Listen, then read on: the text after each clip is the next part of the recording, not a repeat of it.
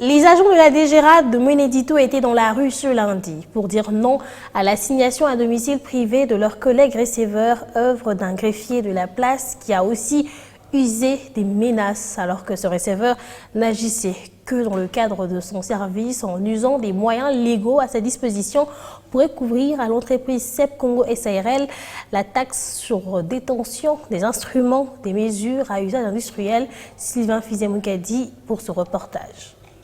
Parti du bureau du ressort de la DGRAD Mwenedito, en passant par la mairie où ils ont rencontré l'autorité urbaine, le manifestant ont chuté au parquet de grande instance de Mwenedito où ils ont déposé leur plainte contre les greffiers en question. D'après les écrits du receveur qui font les tours des réseaux sociaux, les actes posés par les greffiers en question sont des antivalaires qui visent à protéger et défendre l'entreprise CEP Congo sous procédure de recouvrement forcé. Même version des faits, confirmé par le chef du ressort, Roger Ilunga Chinto. Le dossier date depuis l'année 2014-2015 où CEP Congo SA n'a pas pu s'acquitter conformément à l'arrêté de son temps en vigueur concernant le paiement de la taxe sur détention des instruments de mesure à usage industriel. En 2021, le tribunal de grande instance de Cabinda nous a donné gain de cause suivant le jugement 1359 autorisant la DGRAD à entrer dans ses droits. Cet agent déplore par contre la procédure utilisée par ces greffiers, procédure qui fâche les droits selon lui.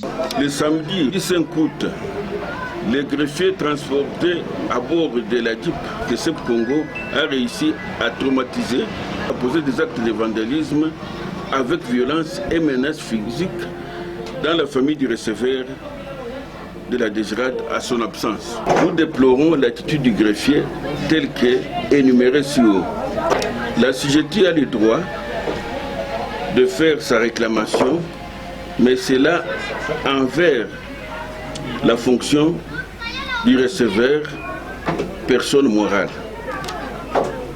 en son lieu de travail et non à sa résidence privée. Dans les camps du parquet de Mwenedito, personne ne veut se prononcer jusqu'à présent. Néanmoins, certains juristes estiment que l'assignation peut être remise à la personne concernée ou à une tierce personne trouvée à son domicile et que la femme du receveur étant sur place, elle devrait acquiser réception de la lettre. Selon nos sources, l'entreprise CEP Congo serait redevable vis-à-vis du fisc depuis 2021. Sur instruction du jugement de la TGI Cabinda, la DGRAD Mwenedito aurait lancé l'opération de recouvrement forcé, chose que la société pétrolière n'a pas bien dû gérer et a amené l'affaire en justice.